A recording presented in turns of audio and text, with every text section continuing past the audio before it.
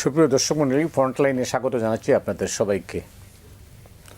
দর্শক মণ্ডলী, আমাদের আজকের বিষয় বাংলাদেশে কেন বারবার গণতন্ত্র হোঁচট খায়, গতিপথ বদলে যায়, সুযোগ আসে, সুযোগ হাতছাড়া হয়ে যায়।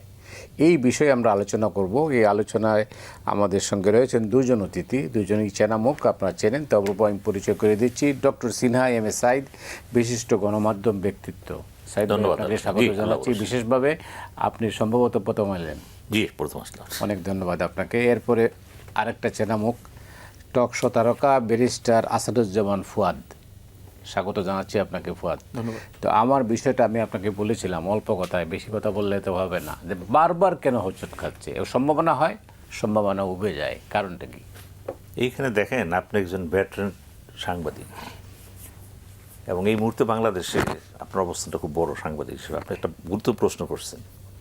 আমি একটা কাউন্টার প্রশ্ন করি। আপনি বলেছেন বারবার হোঁচট খায় কেন? তো শিশু তো হোঁচট খাবি। আপনি তো শিশু অবস্থাটা অতিক্রম করতে পারেননি। যখনই অতিক্রম করতে গেছেন তখনই বাধা চলে আসছে। 54 বছরেও আমি শিশুই থেকে গেলাম। আপনি শিশু থাকলেন না, আপনাকে থাকানো হয়েছে।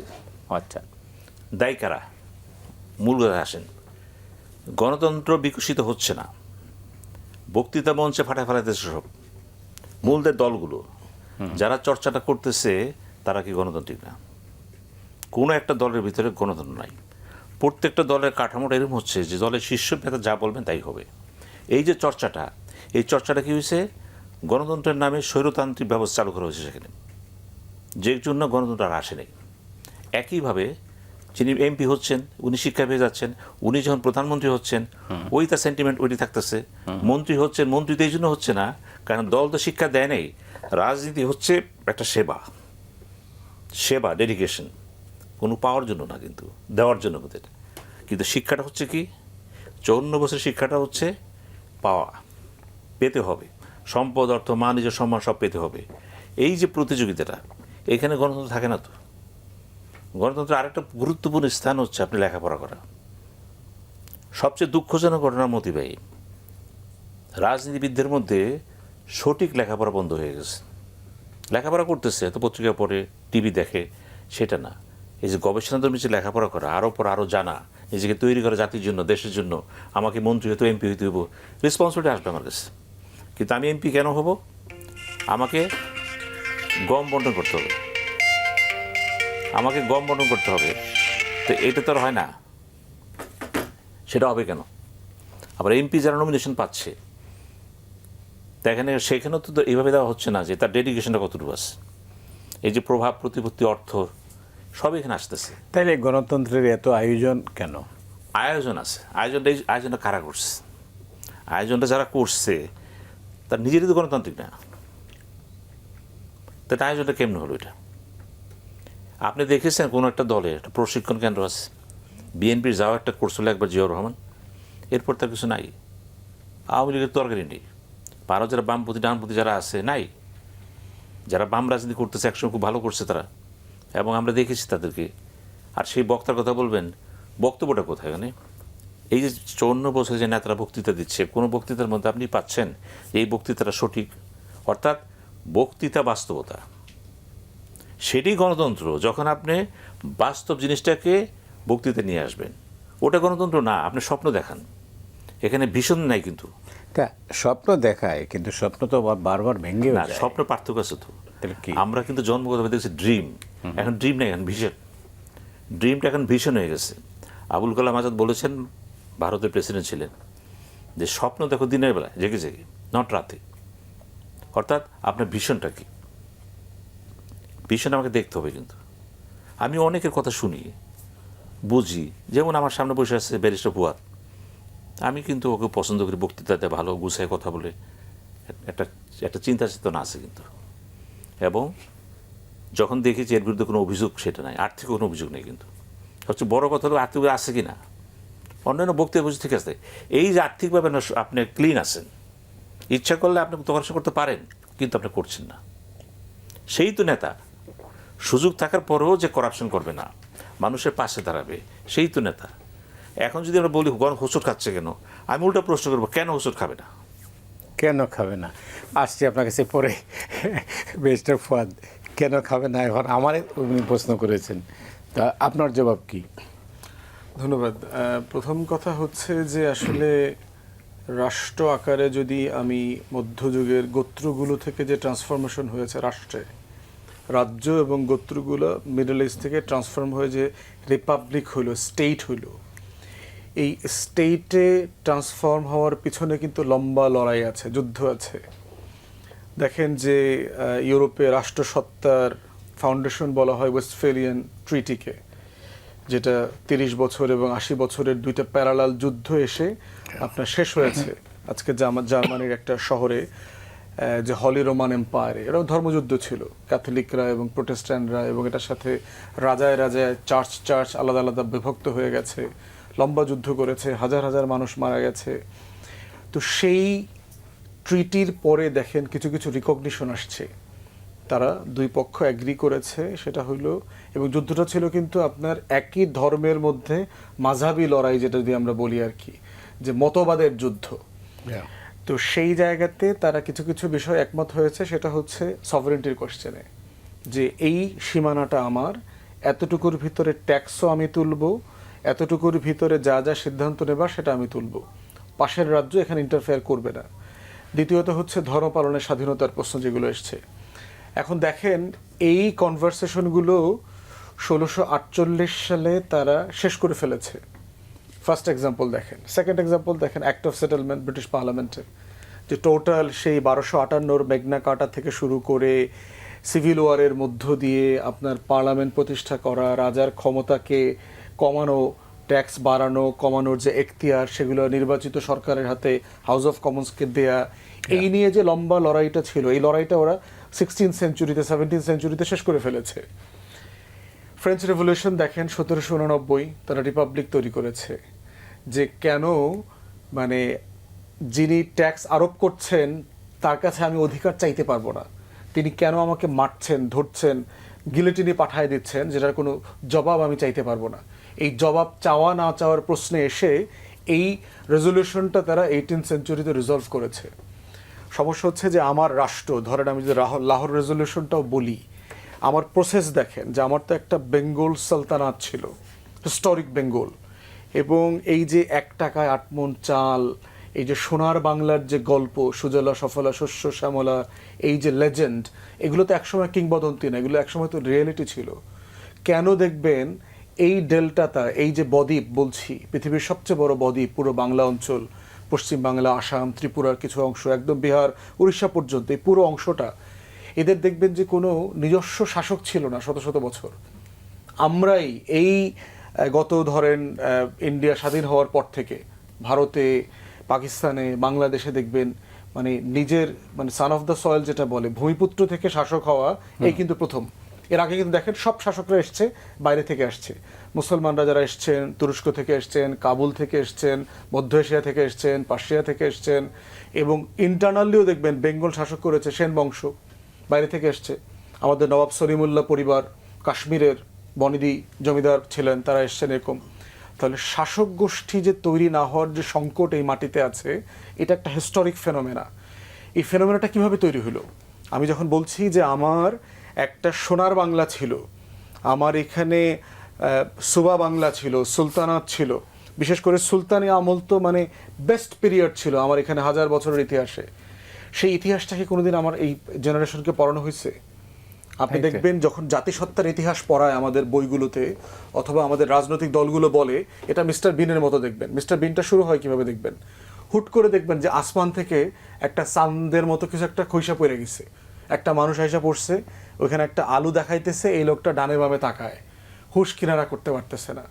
আমাদেরকে মুক্তিযুদ্ধের গল্প পড়ায় যে হুট করে আগেও নাই পিছেও নয়, একটা জাতি 71 সালে 26শে মার্চ 7ই মার্চ নাজিল হয়েছে, তার আর কোনো ইতিহাস নাই। দেখবেন ইতিহাস তো এইভাবে তৈরি হয় না। জাতি হওয়ার শর্ত হচ্ছে, সোশিওলজিস্টরা, অ্যানথ্রোপোলজিস্টরা বলছেন মিনিমাম 3 থেকে 5000 বছরের ইতিহাস থাকা লাগে যদি কারো জাতি হিসাবে দাবি করতে হয়।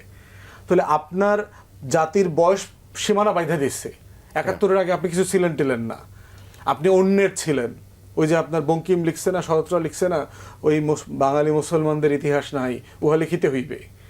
তো আপনাকে ইতিহাস থেকে বিচ্ছিন্ন করে ফেলেছে।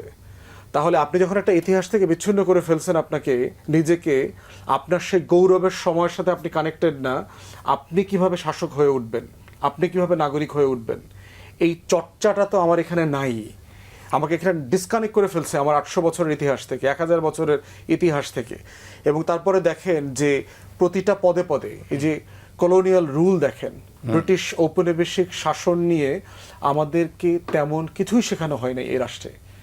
যে আমরা 1700 সালে 1800 সালে পৃথিবীর সবচেয়ে ধনী অঞ্চল ছিলাম, ওই বাংলা পৃথিবীর সবচেয়ে ধনী আজকের ছিলাম। যে সংকট, এটা কি এই কারণেই হচ্ছে? একটা ধারাবাহিকতা তো আছে, একটা সিলসিলা আছে। তো একটা সংকট তো একদিনে দানা বাঁধে না, এটা প্রজন্মের পর প্রজন্মের ময়লা জমতে জমতে আবর্জনার পাহাড় তৈরি হয়। তো চিন্তার আমার দৈন্যতাটা তৈরি হইল কোত্থেকে? কারণ আমি যখন অনেক ধনী ছিলাম, নিশ্চয়ই আমার এখানে একটা বাজার ব্যবস্থা ছিল, নিশ্চয়ই এখানে একটা বিচার ব্যবস্থা ছিল, এখানে একটা শাসন ব্যবস্থা ছিল। সাডেনলি সব কিছু ক্যাওয়াটিক, কিন্তু আপনি রাজ্য হিসেবে অনেক ধনী, এটা হইতে পারে না।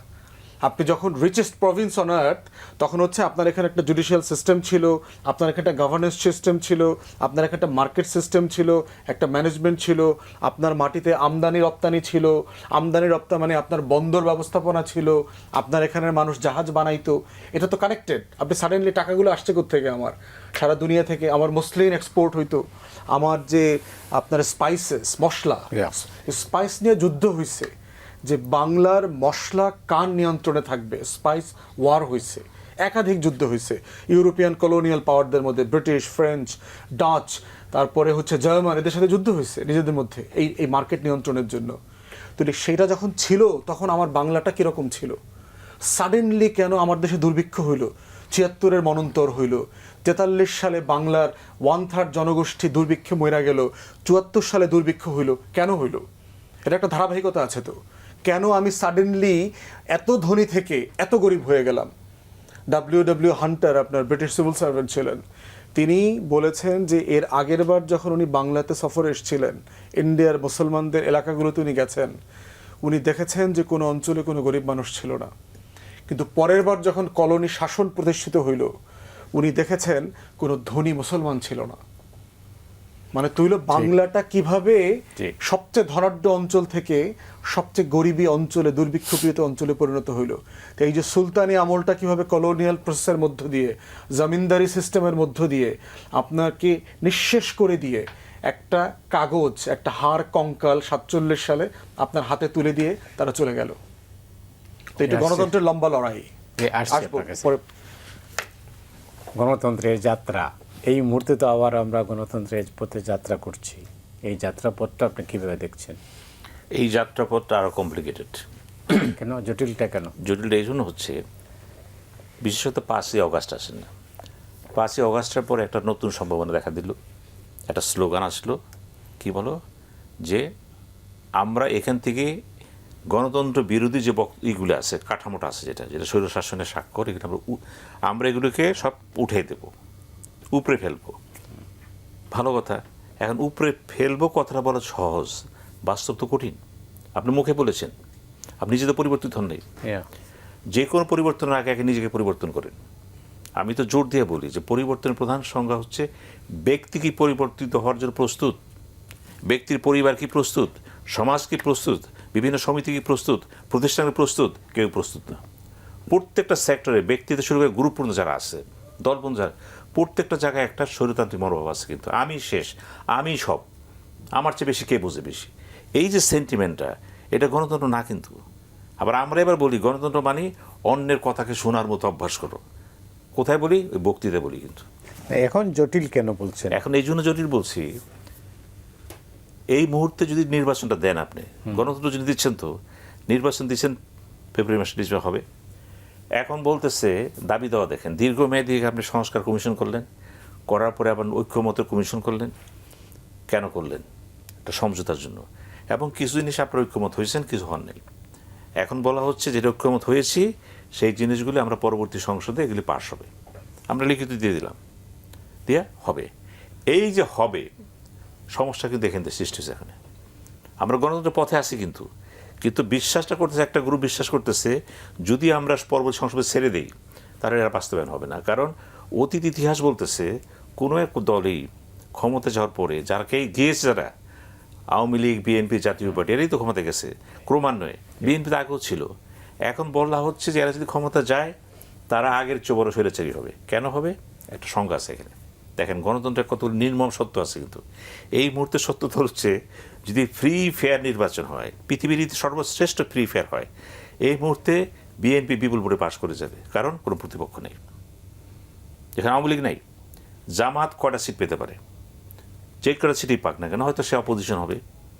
এনসিপি তো মাত্র দল গঠন করলো মাত্র, করার পর এখন তাদের মানুষ চিনিও না, তাদের এইভাবে নামটা অনেকে জানে, তাদের পরিচিতি সেভাবে আসেনি, মানে ভোটের রাজনীতিতে আসেনি। কিন্তু এখন ভোটের রাজনীতিতে তারা সেরকম না। মনে করেন আরও যে পার্টি আছে, এবি পার্টি, ওরা করছে, ফুয়াদা যেটা করছে, এগুলি ইমার্জিং। কিন্তু নুরুর পার্টি ইমার্জিং, অর্থাৎ এগুলি দিয়ে কিন্তু হবে না। কিন্তু আপনার ফোকাসটা কি? আমি গণতন্ত্র চাচ্ছি, ইয়েস, সব জাতি একমত হয়েছে, কিন্তু একটা পরিবেশ আছে।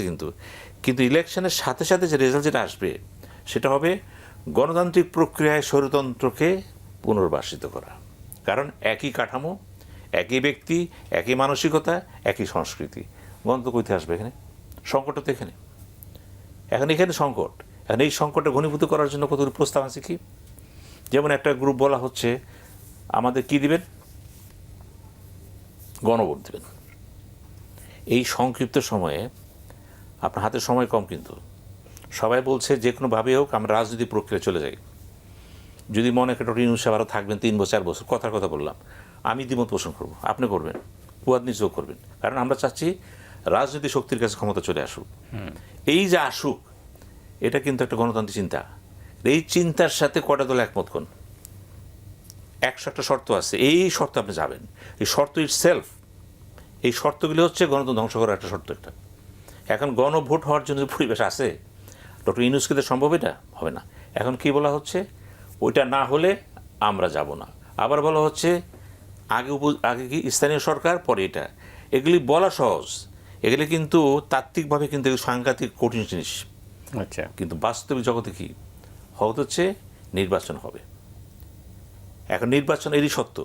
নির্বাচন হলে এখন যদি বিএনপি 1-4টা সিট পেয়ে যায়, অর্থাৎ আওয়ামী লীগ যেটা ছলে বলে কৌশলে নিয়েছিল আর বিএনপি পাচ্ছে, অটোমেটিক। একজন অন্যভাবে নেওয়ার চেষ্টা করেছিল, নিয়েছে, আর এখন কি হবে, অটোমেটিক চলে আসবে আপনার কাছে। এটা তো বিএনপির সমস্যা না, এটা বিএনপির সমস্যা না, এটা বিএনপির সমস্যা না, কিন্তু এটা বিএনপি কী হচ্ছে, সংকট সৃষ্টি করবে। সংকট সৃষ্টি করবে কি ফুয়াদ? এটা কি জটিল প্রক্রিয়া আসলে? এটাতে একটু পরে কথা বলতেছি, একটু ধারাবাহিকতাটা বলি। যে দেখেন, একটা জিনিস যখন আপনি তৈরি করেন, এই তৈরি করবার কিন্তু একটা ঐতিহাসিক সিলসিলা থাকে। এই সিলসিলাটা যখন আবার হুট করে ভেঙে যায়, তখন যে গ্যাপটা তৈরি হয়, এই গ্যাপ একটা দীর্ঘমেয়াদী সংকট তৈরি করে জাতিসত্তার মধ্যে।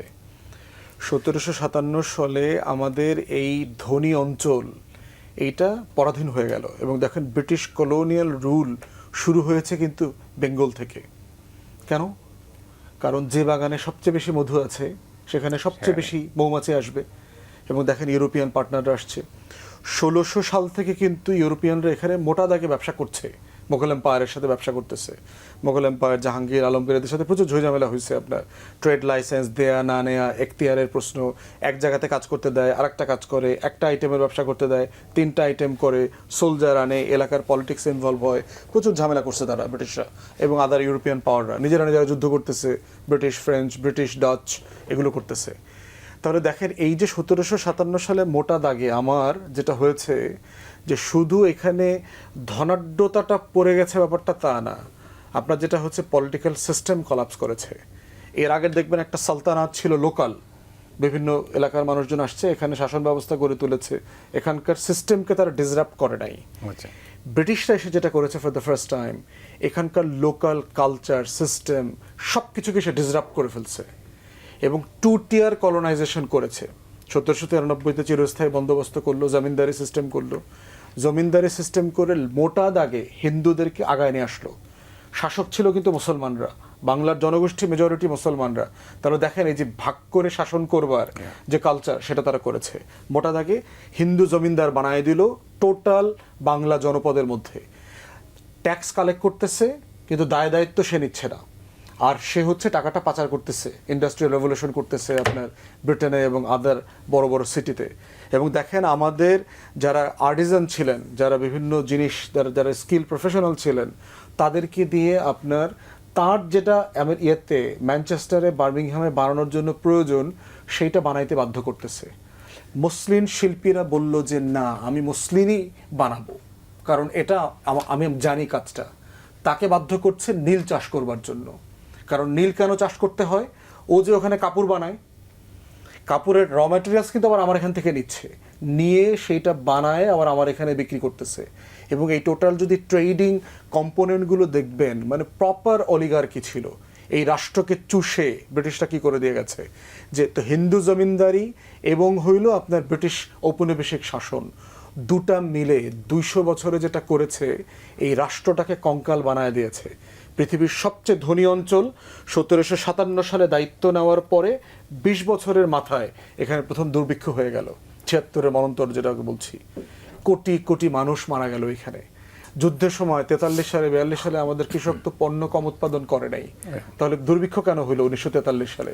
কারণ হচ্ছে আমার এখানে খাবার দাবার সব, সে তার শীতকালে ইউরোপে যুদ্ধ চলছে, ওর পশু কি খাবে, ওর মেষপালক, ওর গরু ছাগল কি খাবে, সেই খাবার মজুত করে নিয়ে গেছে আমার গুদাম ভরে ভরে ক্যালকাটা পোর্ট দিয়ে। আপনার আমার মানুষ এখানে খেতে পায় নাই। তাহলে এই যে পুরো 200 বছরের নাই হয়ে যাওয়ার ইতিহাস, আমার শিক্ষা দীক্ষা অর্থনীতি সব কলাপস করেছে। তো সেই রকম একটা জাতিসত্তার যে ট্রমা, হিস্টোরিক্যাল ট্রমা, এই ট্রমা থেকে আপনি বের করে আনবার জন্য যে ধরনের যে মানের লিডারশিপ দরকার, যেই মানের প্রসেস দরকার, যেই মানের এডুকেশন দরকার, সেটা তো এখানে নাই। কোনো কিছু তৈরি করা হয়নি, চেষ্টা করা হয়নি, বরং ডিজেনারেশন করা হয়েছে। যখনই জেনারেশন এগিয়ে এসছে, প্রত্যেকবার আবার তাকে পিছনে ফেলবার জন্য নতুন নতুন বিপ্লবের নামে, বহু পরিবর্তনের নামে কেওয়াস লাগানো হয়েছে, এবং কেউ আগের থেকে বেটার করতে পারেন নাই। এটা ঠিক। ট্রমা, এই ট্রমা থেকে বেরোবো কিভাবে? এই ট্রমাতে সহজে বেরোনো যাবে না। কেন? আমি বক্তৃতায় পারবো, বক্তব্যে পারবো, কিন্তু বাঁচতে পারবো না। কারণ এই ট্রমার সাথে আমাদের একটা, বলতে পারেন, মজ্জাগত একটা সব অভ্যাস আছে। ট্রমা সৃষ্টি এখন তো ব্রিটিশ নাই, ইভেন পাকিস্তানেরও নাই, বাঙালিরা আছে। যেটা ফুয়াদ বলল যে জাতি, ঠিক আছে, একটা জাতি সৃষ্টি হয়ে গেছে, জাতি সত্তার বিকাশ যেভাবে হোক হয়ে গেছে এটা। কিন্তু এখন এইটার ভিতরে যারা কম্পোনেন্ট বিভিন্ন দলগুলো আছে, আমি দলের কথাই বলছি, বিভিন্ন দল, সমিতি, সমাজ যারা আছে, কেউ কিন্তু গণতান্ত্রিক চেষ্টা করতেছে না। প্রত্যেকটা একটা কনস্টিটিউশন আছে, কিন্তু সমিতির একটা কনস্টিটিউশন আছে। কিন্তু আপনি যখন পড়বেন, ওর বাবা সাংঘাতিক ব্যাপার সেবা। বলা হয় বাংলাদেশের সংবিধান নাকি পৃথিবীর অন্যতম ভালো সংবিধান। ভালো কথা, তো সংবিধানটা ভালো, কথাগুলি ভালো, কথাগুলি শুনে কেটায়। এই যে শার্টকাট করলেন, 17টা সংশোধনী করলেন, কী জন্য করলেন? ম্যাক্সিমাম সংশোধন হয়েছে কি একেবারে হুইমসিক্যাল, কিছুটা প্রয়োজন ছিল, বাকিগুলো হুইমসিক্যাল হয়ে গেছে, স্বার্থে করে, অর্থাৎ দলের স্বার্থে গেছে, দেশের স্বার্থে যায়নি। দেশে যে কটা গেছে তাদের সংখ্যা কম। কিন্তু তাহলে এই যে করলেন, এটা তো গণতান্ত্রিক সিস্টেমে ছিল। সবচেয়ে বড় জিনিস দেখেন আবার, যদি আপনি গণতন্ত্রের কথাই বলেন, আপনি দ্বাদশ সংশোধনী করলেন। কেন করলেন? আপনি রাষ্ট্রপতি সরকার থেকে ফিরে আসবেন কোথায়? মন্ত্রিপরিষদ সরকার। যখন ফিরে আসলেন, আপনি কি আসতে পারছেন? আপনি আসছেন প্রধানমন্ত্রী শাসিত সরকারে। ওটা ছিল ব্যক্তি শাসিত রাষ্ট্রপতি, এটা হলো প্রধানমন্ত্রী শাসিত সরকার। না, এটা তো সিস্টেমের সমস্যা না। সিস্টেম না, এখানে সিস্টেম ফালা দিচ্ছেন তো, কে? সিস্টেম না, মানুষের সমস্যা। সিস্টেম কিছু না, সিস্টেম তো মানুষই করতেছে। অর্থাৎ মানুষ যেটা করতেছে, এটা এমন একটা ব্যবস্থা যেখানে সে আর গণতন্ত্র থাকবে না। সে বলে ভরবে আমি একটা সেমি গড হয়ে গেছি, কেউ তোয়াক্কা করে না। আপনি প্রধানমন্ত্রীর কথা বাদ দেন, রাষ্ট্রের কথা বাদ দেন না কেন, সাধারণত একটা জেলার মেম্বার যিনি হন লোকালে, উনিও ফিল করেন আই এম সামথিং। উপজেলার চেয়ারম্যান উনিও ফিল করেন এই যে এমপি তো আসি, আর মন্ত্রীর কাছে বলাই যাব না। এই ফিলিংসটা কোথা থেকে আসে? এই ফিলিংসটা আসে একটা সংস্কৃতি থেকে। আপনি কোন সংস্কৃতি করলেন? In the name of Democratic culture আপনি একটা কিন্তু অথরিটেরিয়ান কালচার করে ফেলেছেন। তো আপনি কিন্তু বলতেছেন আই এম ডেমোক্রেট, আসলে you are not democrat, you styling yourself as democrat. সংকটটা কিন্তু এখানেই। সংকট, আমি মনে করি এই সংকটগুলো কিছুদিন চলবে আরও। নতুন প্রজন্ম যারা আগে আসতেছে তাদের কাছে সামনে শিক্ষা নাই। তারা যে শিক্ষাটা পাচ্ছে ভয়ঙ্কর শিক্ষা, কিন্তু এটা তাদের সামনে মূল্যবোধের শিক্ষা নাই, ধর্মের শিক্ষা নাই, সংস্কৃতির শিক্ষা নাই, নিজেকে চেনার শিক্ষা নাই, শিক্ষার শিক্ষা নাই। তো সামনে ভবিষ্যৎ কি আপনার? আপনি তো বর্তমানে কথা বলতেছেন, বর্তমান যেমন তেমন চলে যাচ্ছে, কিন্তু ধরেন কোনো কারণে নির্বাচনটা হয়ে গেছে, নির্বাচন, সংসদ বসে গেছে, সব বসে গেছে, পিকচারটা কি? এখন দেশে একটা গণতান্ত্রিক প্রক্রিয়ায় একদলীয় সরকার এসে গেছে। এটা কিন্তু একদম সম্পূর্ণ নিয়ম মতো হয়ে গেছে, কিন্তু কিছু বলতে পারবেন না কিন্তু আপনি। এখন এরা যে কাজটা করবে, প্রথমেই চিন্তা করবে I am the monarch of all that I serve. আমি যা কিছু দিই সব কিছু সম্রাট আমি, আমার কে থামায়? কোনো অপোজিশন নাই তো। জাতি আমাকে চায়। এই যে জাতি আমাদের না, জাতি আমাকে চায়। আপনি শুনেছেন এই বাংলাদেশে প্রথম দেশ সম্ভবত যেখানে যে কোনো প্রধানমন্ত্রী রাষ্ট্রপতি হন না কেন তিনি আমি কথাটা ইউজ করে, কিন্তু আমি দিয়েছি, আমি করেছি, এবং তার নামে কিন্তু বাসের টিকিট হয়, অর্থাৎ বাসে লেখা থাকে তার অনুদান, প্রধানমন্ত্রী অনুদান। দেখবেন ঢাকা ইউনিভার্সিটি অনেকগুলো বাস আছে, বিভিন্ন ইউনিভার্সিটি, এগুলো হয় কেন? কেন তার নামে রাস্তাঘাট হবে? কেন মনে করেন, আপনি কথা বলছি যে বঙ্গবন্ধু শেখ মুজিবুর রহমান উনি তো একটা অবস্থানে ছিলেন, তার নামে একটা কলেজ হবে কেন? কেন একটা প্রধানমন্ত্রী? একটা তো না, হাজারো, হাজার হাজার। তো তাকে দরকার আছে। জিয়াউর রহমানের নামে প্রাইমারি স্কুল হবে কেন? আগে ঠিক করেন যে আমরা ব্যক্তি নিতে চাই কোথায়। আমরা কি দেবতা বানাবো? প্রত্যেকটা দল চেষ্টা করে তার নেতাকে এমন পর্যায়ে নিয়ে যাওয়ার জন্য যে সে হলো পৃথিবীর একমাত্র লোক, তার বেশি কেউ বোঝে না। না, এই যে বোঝে না, এবং যখন ওই লোকটিও মনে করে যে ওরা যা বলতেছে সব তো ঠিক, আমি তো তাই, দোষটা কারে দিবেন?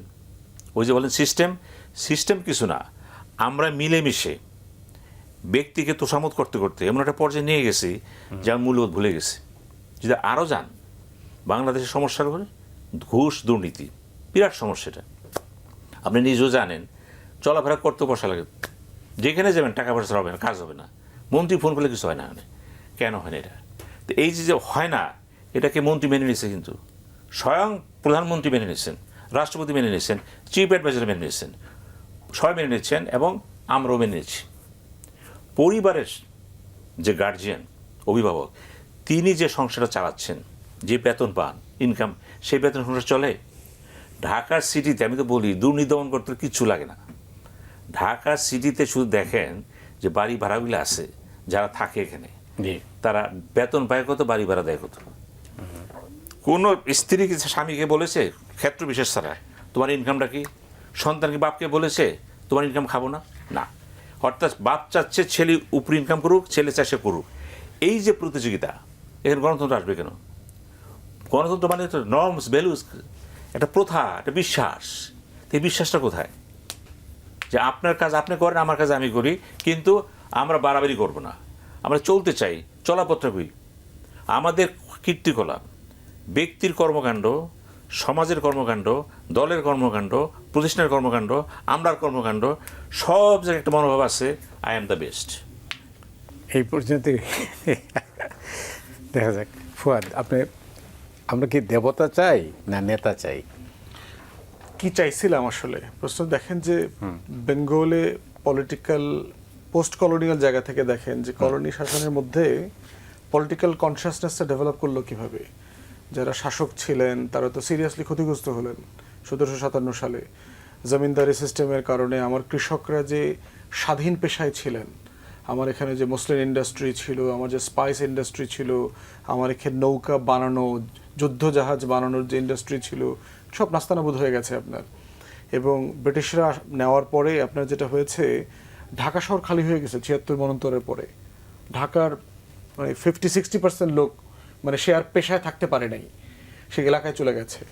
তাহলে আপনি চিন্তা করেন একটা রাষ্ট্র, রাজ্য, সালতানাত যেটাই বলেন, তার কেন্দ্রবিন্দু থাকে তো তার সিটি সেন্টার, তার শহরগুলো, আরবান সেন্টার, যেখানে তার অর্থনীতির মানে হাব তৈরি হয়। এই সেন্টারগুলো সব ডিস্ট্রয় করে দিয়েছে ব্রিটিশরা। এই পুরো কলোনির ভিতরে দেখেন এই বাস্তবতা থেকে ফিরে আসার চেষ্টা ছিল কয়েকটা জায়গায়। একটা হচ্ছে এডুকেশনের জায়গাতে ফিরে আসা। কিছু কিছু জমিনদার পরবর্তীতে শিক্ষা দীক্ষাতে ফিরে এসছেন, এবং হিন্দু জমিনদারও ছিল তার ভিতরে। এর ভিতরে বাইরে আরেকটা উদ্যোগ ছিল হচ্ছে মুসলমানদের ভিতরে ইংরেজি মানে বয়কট করার একটা আন্দোলন ছিল, প্রতিবাদ করে, ব্রিটিশ কলোনির শাসনের প্রতিবাদ করে। কেউ কেউ আবার দ্বিমত করেছেন যে না, আমাদেরকে সময়ের সাথে আমরা ইংলিশকে কালচার আকারে নেব না, বাট টুলস আকারে নেব, এডুকেশন শেখার একটা মাধ্যম আকারে নেব সেইটাতে। এই বিতর্ক করে দেখবেন একটা জেনারেশন ডেভেলপ হইলো শিক্ষিত, যাদের হাতে হইলো মুসলিম লীগ প্রতিষ্ঠিত হয়েছে, পুরো নিখিল ভারত মুসলিম লীগ, আর হচ্ছে ঢাকা বিশ্ববিদ্যালয় প্রতিষ্ঠিত হইলো। এইটা গত শতাব্দীতে বাংলার ইতিহাসের সবচেয়ে গুরুত্বপূর্ণ ঘটনা, 1757 পরাজয়ের পরে, যে টোটাল জনগোষ্ঠীকে আবার পলিটিক্যাল প্রসেসে নিয়ে আসা, শিক্ষা দীক্ষা কর্মের মধ্য দিয়ে।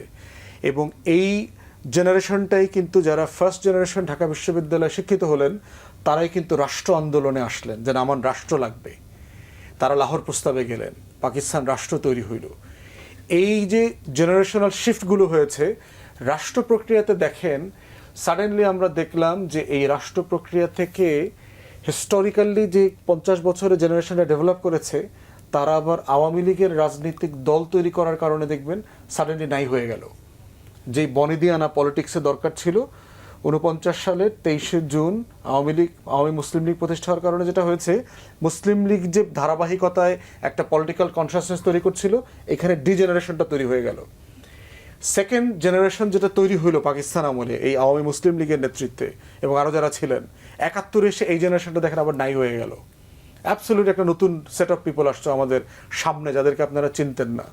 নতুন ছাত্র সংগঠন, নতুন যুব সংগঠন, নতুন গ্রাম থেকে আসা, বিশ্ববিদ্যালয়ে শেখা নতুন মানুষগুলো, যারা 80-90-তে এসে দেখেন আবার এই সেটটা নাই হয়ে গেল।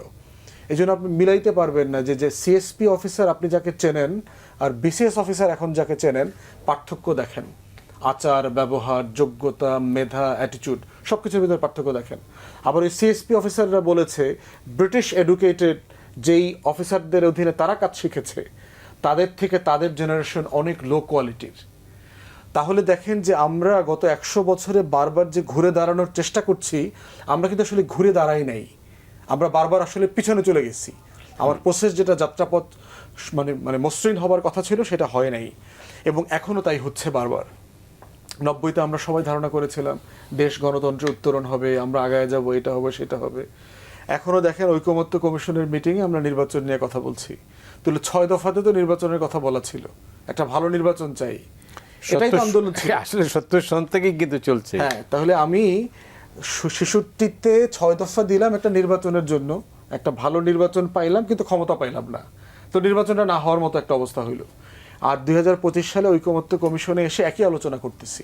এবং আমি হিস্টোরিক্যাল যে অ্যানেকডোটগুলো পড়ছি, আপনার পিডিএম এর আন্দোলন, তখন শেখ মুজিব থেকে শুরু করে বিভিন্ন রাজনৈতিক দলের যে আইয়ুব খাঁ বিরোধী আন্দোলনের যে কনভারসেশন, আর ঐকমত্য কমিশনে আমরা যে আলাপ করছি, একই আলাপ করছি। কেমনে ভোট হইতে পারে, কেমনে হইতে পারে, সে না, কার অধিকার কি থাকবে, রাজনৈতিক মূল্যবোধ, একই আলোচনা। তাহলে আমার গাড়িটা ঘুরতেছে, ওই যে নোয়াখালীর ভাষায় একটা কথা আছে, হাতে হাড়ে বেশি আজ্ঞায় কম। মানে আমি শুধু হাঁটতেছি আর হাঁটতেছি, মাইকেল জ্যাকসনের মুন ওয়াকিং এর মতো। মাইকেল জ্যাকসন দেখবেন নাচতেছে না এক পায়ের উপরে, মনে হইতেছে হাইটা পুরো মাইলের পর মাইল চলে গেছে, ও বেচারা কিন্তু হাঁটে নাই, একই জায়গাতে আছে, খালি পাও নাড়াইতেছে। তো আমরা এই দশকের পর দশক ধরে পলিটিক্যাল পার্টিজ এবং নেতারা শুধু হাঁটতেছি, কিন্তু জাতি আগাচ্ছে না, হুইলটা ওয়ার্ক করতেছে না। এবং ওইটাই হলো আপনার প্রশ্ন, করতেছে না কেন? ডক্টর সিনহা যেটা বলছিলেন যে দেবতা এবং নেতা, কন্ট্রাডিকশনটা ওই জায়গাতে না, এটাই হলো সংকটের জায়গা, যে এই প্রসেসটাকে পলিটিক্যাল হচ্ছে না কেন। এবং ওইটাই তো হলো বড় বিতর্ক, যে আপনার করবে কে, মানে রাষ্ট্র নেতা বানাবে না নেতারা রাষ্ট্র তৈরি করবে।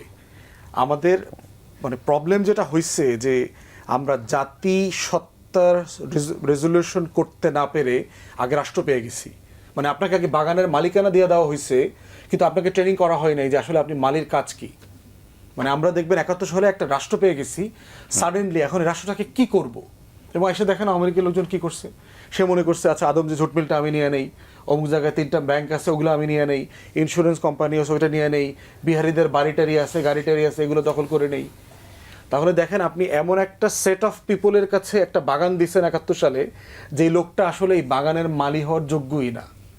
তো বারবার দেখবেন এই যে আন্দোলন অভ্যুত্থানের পরে যেটা হয়, যে আমরা এমন এমন লোকদের কাছে বাগানটা দায়িত্ব দিয়ে দিই, বন্ধক দিয়ে দিই, দেওয়ার পরে আমরা সবাই খুব হতাশ হই, কী ব্যাপার, কারে দিলাম বাগানটা। তো এই বারবার এই বাগানটা দিয়ে দেওয়ার পরে আমরা হতাশ হয়ে যাই, যেভাবে প্রফেসর ইউনূসকে মনে করেছিলাম যে উনি আমাদেরকে আবার ওই যে খ্রিস্টানরা যেভাবে বিশ্বাস করে বাইবেলে জিসাসের মতো আবার আসবেন সেভিয়ার হিসেবে, দূত হিসেবে, এই দূত এসে আমাদেরকে এই জাহান্নাম থেকে উদ্ধার করে ওই জায়গাতে নিয়ে যাবেন। তো এই দূত মানে পার্সোনাল সেভিয়ারের আইডিয়া থেকে ইনস্টিটিউশনাল সেভিয়ার্সের জায়গায় না যাওয়া পর্যন্ত এর কোনো পরিবর্তন হবে না। বারবার দেখবেন, আমরা জিয়াউর রহমান যখন এসছে জাতি পুরো আশাবাদী হয়েছে, কিন্তু উনি তো বেশি দিন বাঁচলেন না, 3-3.5 বছরের মাথায় শহীদ হয়ে গেছেন। তো এই ইনস্টিটিউশন বিল্ডিংয়ের কাজটা আমাদের দেশের পলিটিক্যাল পার্টি করে নাই, বরং প্রতিষ্ঠান ধ্বংসের জন্য যা যা করা দরকার রাজনৈতিক দলগুলোর সেটা শতভাগ তারা করেছে। রিসেন্ট এক্সাম্পল দেন আপনি, আমলাদের মিটিংয়ে দেখেন, জনতার মঞ্চতে একটা হয়েছে, আমলারা সচিবালয় থেকে বাইর হয়ে আইসা আওয়ামী লীগের প্যানেলে যোগ দিচ্ছে। আর এখানে দেখলাম রাজনৈতিক দলের চেয়ারপারসনের পিএস, সে গিয়ে ওখানে জনতার মঞ্চের করে বক্তব্য দিয়েছে এবং আমলারা ঠিক ঠিক বলে বিশাল শোরগোল করলো। তাহলে কি আপনি প্রতিষ্ঠান গড়ছেন, সংস্কার করছেন, না প্রতিষ্ঠান ভাঙছেন? যেটার জন্য আমরা বারবার পিছিয়ে পড়ে যাচ্ছি, যেটার জন্য ব্যক্তির উপরে বারবার আমাদের ভরসা করতে হচ্ছে, বিশ্বাস করতে হচ্ছে, কিন্তু প্রতিষ্ঠান গড়ার লড়াইটা এটা করতে পারছি না।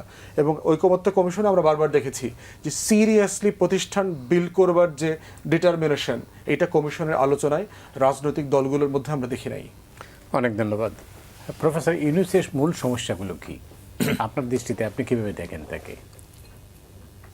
আমি একটু ফুয়াদের একটা কথা একটু জবাব দিতে চুপ করা চান? দরকার। একটা ভালো কথা বলেছে, ব্রিটিশ সিভিল সার্ভিস যেটা বলি, আপনাদের আইসিএস, পাকিস্তান সিভিল সার্ভিস, আমাদের বিসিএস। কথা ছিল আমরা আগাবো, কিন্তু হয়েছেটা কি, এরম কথা ছিল, এরম হলো। বিসিএস তো হওয়া উচিত ছিল ব্রিটিশ থেকে উন্নত মানের,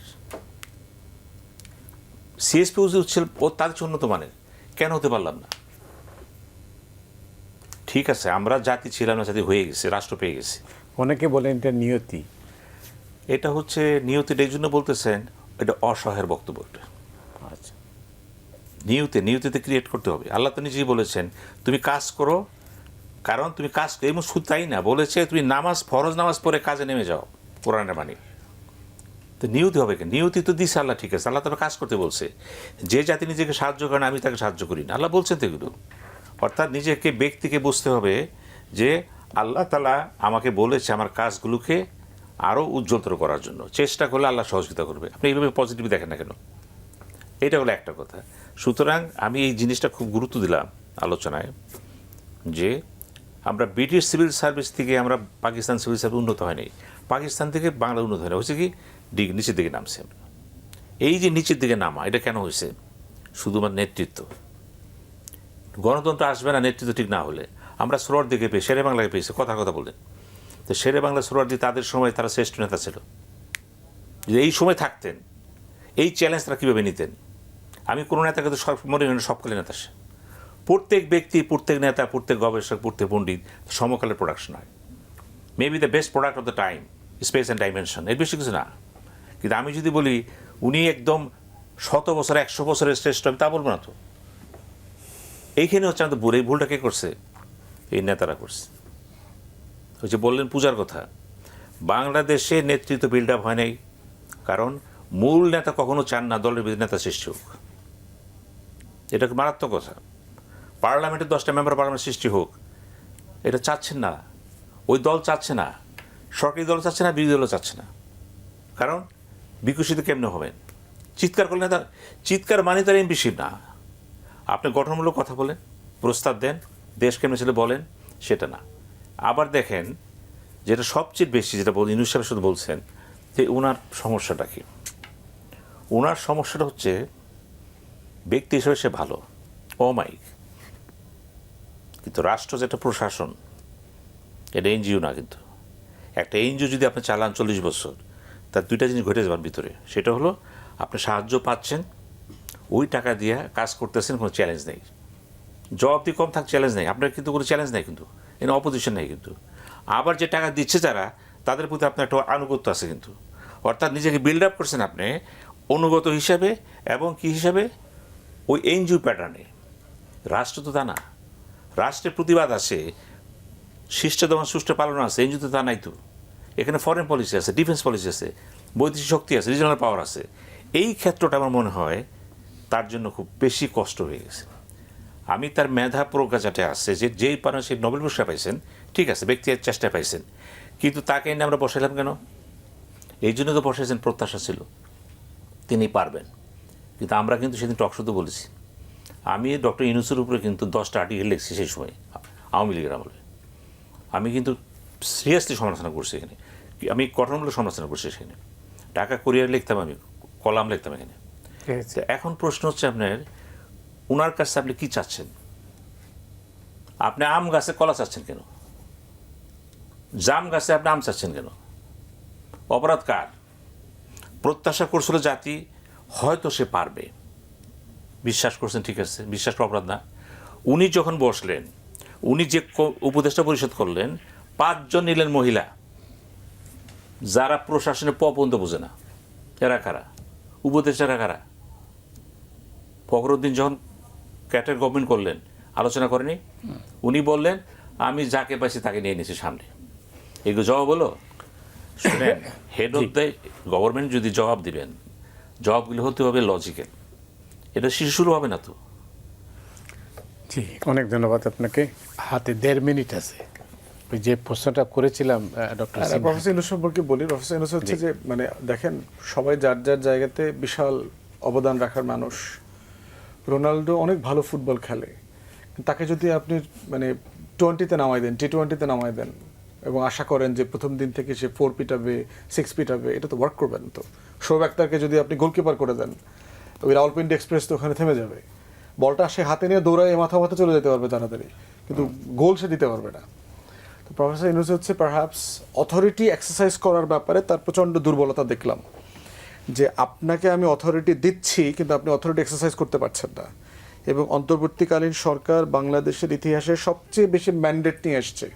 আমার হিস্ট্রিতে তো এই লেভেলের গণ অভ্যুত্থান আর হয়নি। এবং বাংলাদেশের সব রাজনৈতিক দল তাকে গিয়ে বায়াত নিয়ে আসছে, তাকে বায়াত দিয়ে আসছে যে আমরা আপনার সাথে আসি। এইরকম ঘটনা কখনো ঘটে নাই। তারপরও তিনি আপনার আমাদের আমলাতন্ত্র বলেন, আমাদের সশস্ত্র বাহিনী বলেন, গোয়েন্দা সংস্থা বলেন, কারো উপরে সে নিয়ন্ত্রণ প্রতিষ্ঠা করতে পারছে না। মানে যাদেরকে ধরেন 24 ঘন্টায় ফেলে দেওয়া দরকার ছিল, যারা দিল্লির গোলামি করেছে, এই রাষ্ট্রটাকে বিক্রি করে দিয়েছে প্রতিদিন প্রতি রাতে, তারা এখনও প্রশাসনে আছে, সামরিক বেসামরিক প্রশাসনে আছে। গোয়েন্দা সংস্থাগুলো প্রচুর মিসলিড করতেছে, ইনফরমেশন দিচ্ছে না, যেন সিভিল অ্যাডমিনিস্ট্রেশন মানে প্রচুর সমালোচিত হয়, এবং এগুলো উনি জানেন, ওনাকে বলা হয়েছে। তো সেই জায়গাতে যে ডিসাইসিভনেসটা দেখানো দরকার ছিল, এটা উনি পারেন নাই। বাংলাদেশের হিস্ট্রিতে প্রেসিডেন্ট জিয়াউর রহমান কেন একক একটা জায়গা নিয়ে আছেন?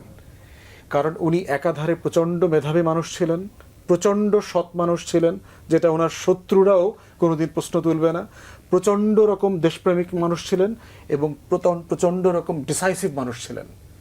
মানে লিডারশিপ বলতে যা বোঝানো হয় সেইটা ওই যে মানে এক অঙ্গে শত ফুল, এইটা জিয়াউর রহমান ছাড়া আমরা দ্বিতীয় কোনো ব্যক্তি কাউকে পাই নাই।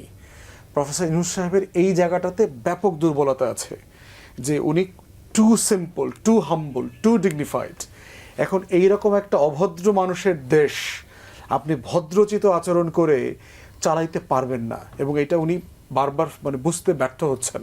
এবং এইটা করলে যেটা হবে, সিনহা ভাই কারেক্টলি বলেছেন, একটা সুষ্ঠু নির্বাচন হবে, প্রচণ্ড একতরফা এবং খুবই সমালোচিত নির্বাচন হবে। এটা শুধু বিএনপিকে ডুবাবে না, দেশকেও ডুবাবে। বিএনপি 280-90 সিট পেয়ে যেতে পারে। এইরকম সিটের নমুনা 73 সালে দেখেছি, 2018 সালে দেখেছি। দলের জন্য ভালো না, দেশের জন্য ভালো না। অনেক অনেক ধন্যবাদ মিস্টার ফুয়াদ। ডক্টর সিনহা, অনেক ধন্যবাদ। হাতে সময় নেই, শেষ করতে হচ্ছে। ধন্যবাদ। দুজনকে ধন্যবাদ জানাচ্ছি। দর্শক মণ্ডলী, আপনারা যারা এই অনুষ্ঠান দেখলেন, আপনাদের সবাইকে ধন্যবাদ জানিয়ে আজকের মতো এখানে বিদায় নিচ্ছি।